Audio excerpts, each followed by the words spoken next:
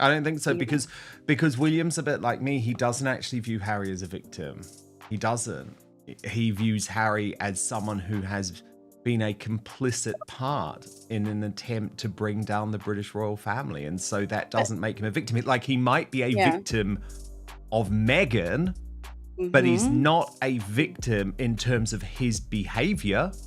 The cracks are showing, and not just in the Montecito mansion's freshly landscaped marble patio. For Meghan Markle and Prince Harry, the fairy tale glow has dimmed, the cameras have stopped clicking, and all that's left is the echo of a brand teetering on the edge. Gone are the days of transatlantic proclamations about progressive rules and financial independence.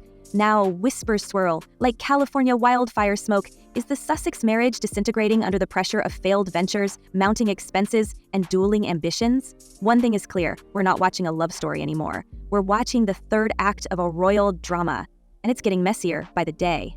You've got to take them in the totality. The fact that Meghan Markle lied about the fact that she had no idea who Prince Andrew was and spent an entire event claiming that she didn't know who he was. The fact that she lied about not knowing anything about the royals. Insiders say the pressure cooker has been hissing for months. The Montecito estate, a sprawling $14 million compound with upkeep costs that could rival the GDP of a small island nation, is becoming more burden than badge. Netflix and Spotify deals, once touted as their ticket to liberation, have turned into symbols of unfinished business. Spotify's abrupt exit left scorch marks. Netflix, still holding on, but only just, and with noticeably tighter reins. Meghan's as-ever lifestyle brand, while managing a flashy debut, now appears to be gasping for identity, mid-rebrand. Critics argue she's throwing jam jars at the wall, hoping something sticks. Meanwhile, Prince Harry, well, he's reportedly been spotted chatting up reelers in London, not LA, not New York, London. Some critics are going to say, well, you're taking private struggles and you're bringing them into the public and you're making money off of them. For me, having seen my family and the institution's part in constantly feeding the British press with lies, mistruths, disinformation, the way that I can correct those mistruths is by writing something, the truth, in one place. If that doesn't scream divergent paths, what does? And let's talk money, the unspeakable topic that Meghan herself has been suddenly, candidly discussing. On her podcast, she confessed the double-edged guilt of having a lot while still carrying a scarcity mindset, the feeling of never having enough. Not exactly the word you'd expect from someone with a $60 million nest and Hollywood's biggest platform on speed dial. But that tension, it's real. And it's written all over the couple's shifting narrative. The Duchess has gone from invoking archetypes to sharing thoughts on adaptogenic mushrooms and entrepreneurial burnout. She's pivoting, repositioning, maybe even rehearsing her next chapter, one that doesn't necessarily include Sussex in the brand name. Some speculate she's eyeing a major fashion house, Dior. The murmurs are back, the ones about her backroom talks with luxury execs, Meghan as a solo brand, Meghan as a global fashion face, Meghan free of all palace baggage, Harry included. There was this story that Meghan, had her people approach someone about a divorce book. But I mean, imagine if Meghan left Harry, it would destroy her reputation. She would be eviscerated publicly because she's already slipped into this kind of category on social media, the way that pop culture commentators talk about her. They lump her in with Amber Heard, they lump her in with, these other famous women who are perceived as being narcissistic or, being controlling of their husbands. Which begs the question, is Dior the Duchess's divorce plan in designer packaging? Sources close to the fashion world say the conversations were real, though neither Meghan's team nor Dior confirmed. But here's what we do know.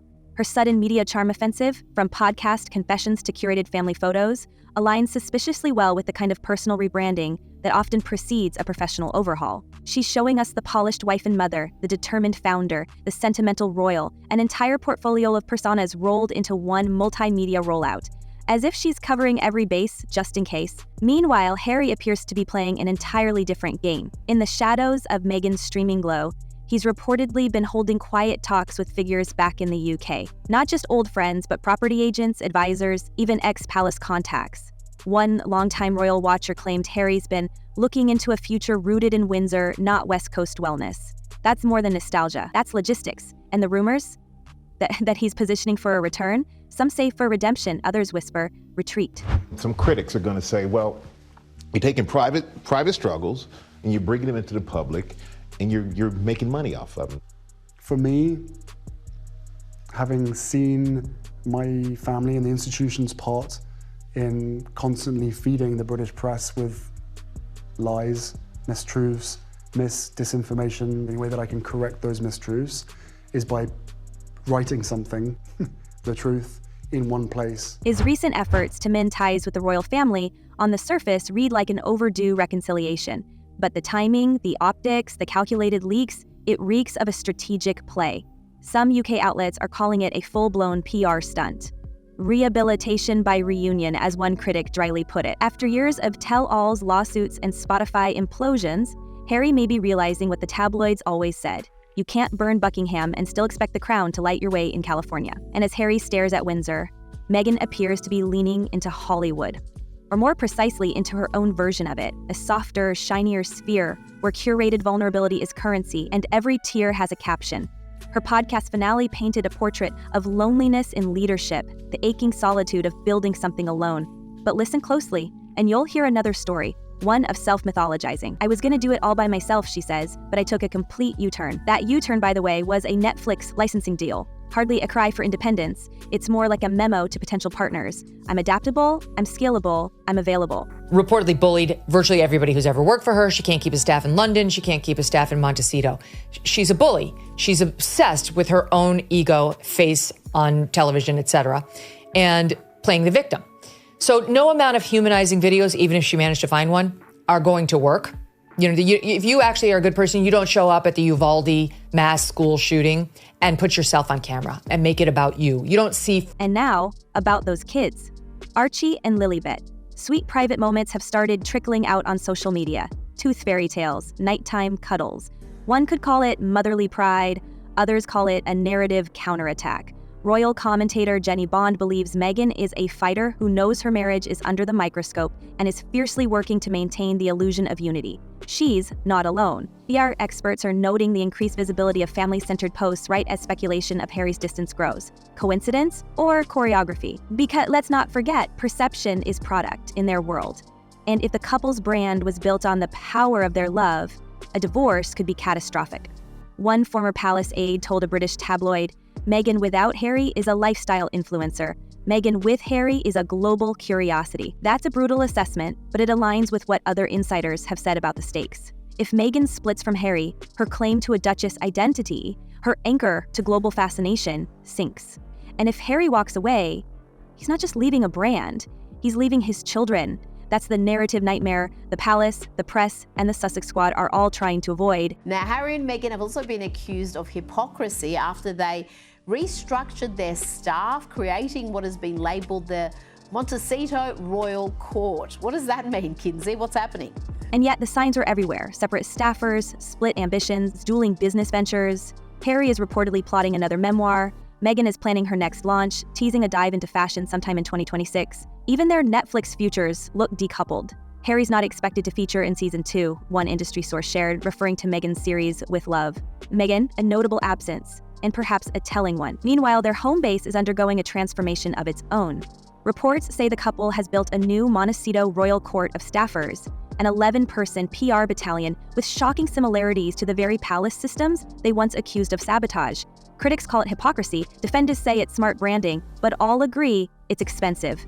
And it's loud. The optics of royal mimicry have only added fuel to the fire that they're desperately trying to hold onto relevance, even if that means resurrecting the very structures they once fled. So she's trying to paint these pictures of what she wants it to be, like, oh, I don't know who they are, and you know, I'm so innocent to the world and everything. Girl, we are on to you. We see it. And that desperation is what has tongues wagging.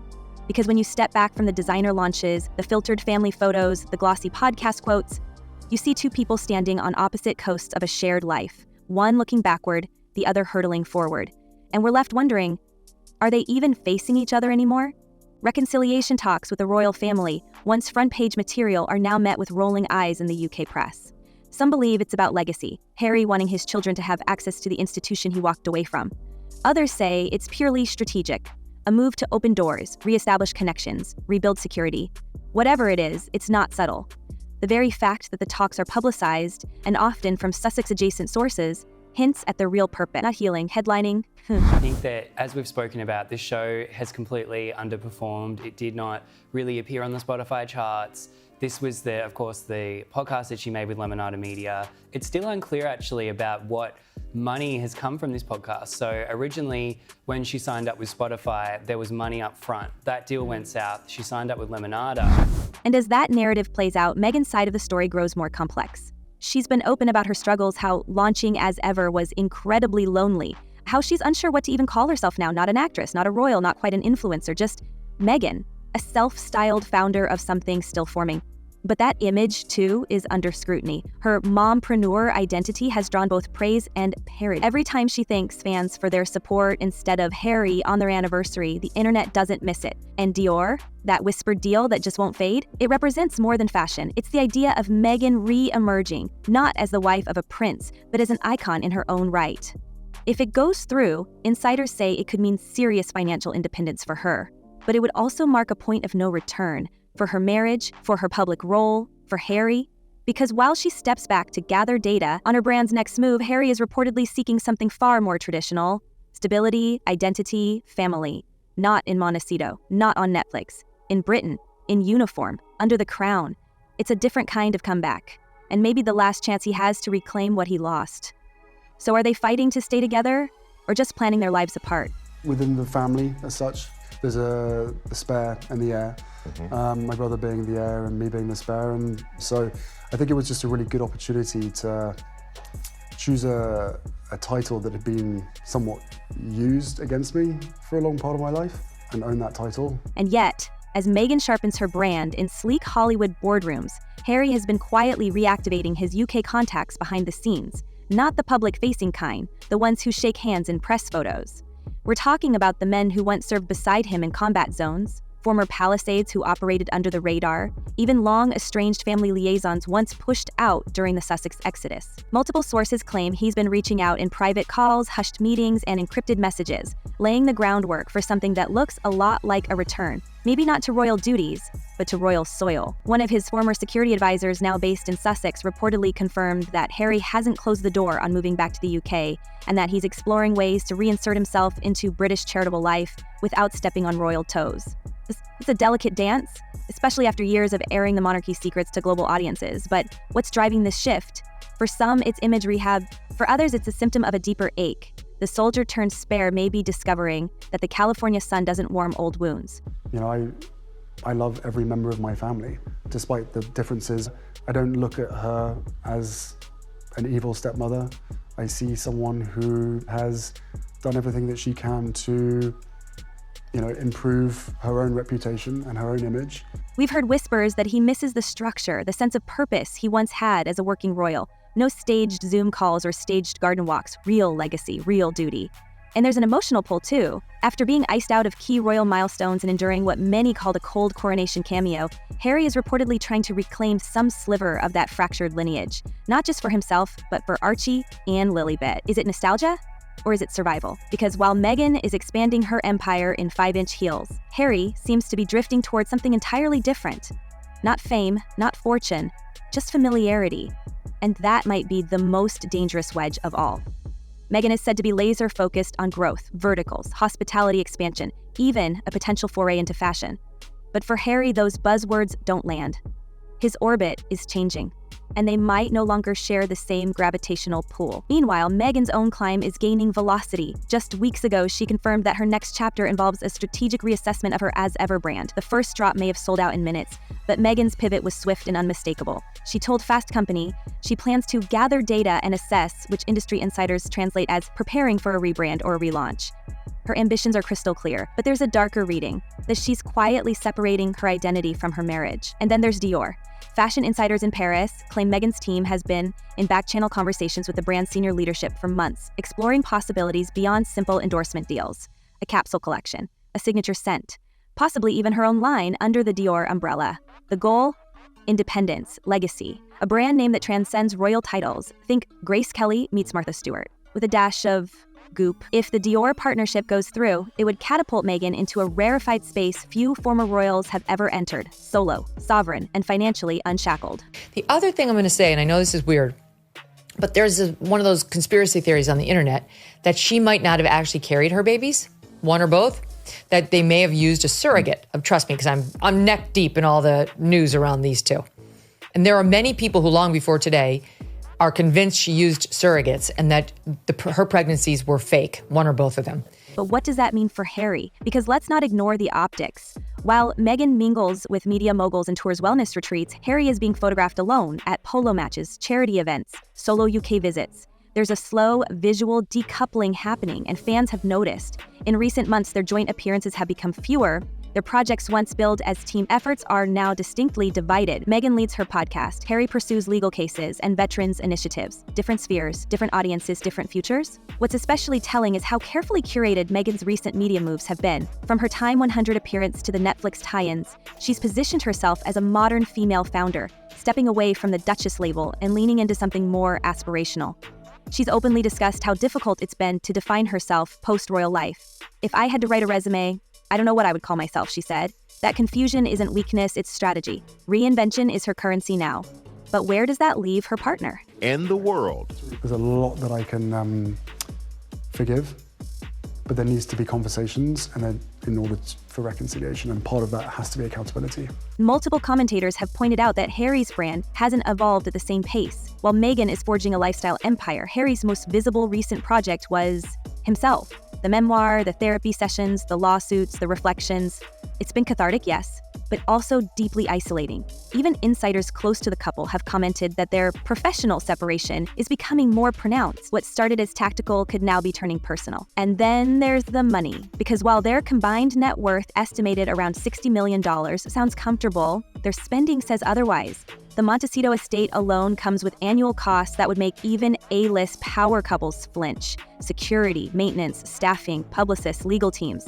It adds up. And with the Spotify deal gone and Netflix entering an uncertain phase, pressure is mounting. The Duchess may be launching, but the Duke, he's reportedly still searching. So if she walked out on Harry, she would never reputationally survive it. But then Harry, without Meghan, what's his life in America? We've heard from multiple sources in Silicon Valley and Beverly Hills that the couple's cash flow concerns are very real. One industry veteran told us bluntly, they need hits, they need sales, or they scale down. That's not to say they're broke, but their burn rate may outpace their brand value if the next chapter doesn't land. In other words, the Sussex brand is on the brink, and the strain is starting to show. Let's not forget, these aren't just business decisions, they're emotional ones. Meghan has spoken candidly about how incredibly lonely her entrepreneurial path has been. But loneliness cuts both ways. If Harry's building a shadow life in the UK, while Meghan courts Hollywood, how long can two people orbiting different worlds remain in sync? The fans are asking, the press is whispering, and even some former staffers quietly are admitting that the atmosphere between the pair has changed. Well, he wouldn't leave the children, you see. And in America, the rules about children, they're always with the mother, nearly always. Yeah. So I mean, so it's not going to happen. So do you remember where 5 years? Everyone, when they got married, a lot of members actually of the royal family even said it won't last 5 years, but it has. It has. Yeah. It's absolutely. lasted 7. Yeah. Through a lot of crises, through a lot of huge pressure. Because at its core, this isn't just a business story, it's a human one. Two people who once defied a monarchy to be together now seem unable to reconcile two different visions of the future. One rooted in global commerce, brand building, and legacy. The other grounded in duty, family, and perhaps regret. They left the firm to write their own rules. But what happens when the authors of that rebellion no longer agree on the plot? So here's the chilling truth we're left with. If Meghan and Harry can't align their visions, and fast, the entire Sussex operation could implode. Their titles might still carry weight, but their partnership, that's the real foundation. And it's showing cracks not even Dior can hide. What do you think? Are we watching a power couple at a crossroads, or the final unraveling of a royal love story gone rogue? Drop your thoughts in the comments below, and remember, the crown may be out of reach, but the drama is just getting started. Until next time, stay curious, stay bold, and stay tuned.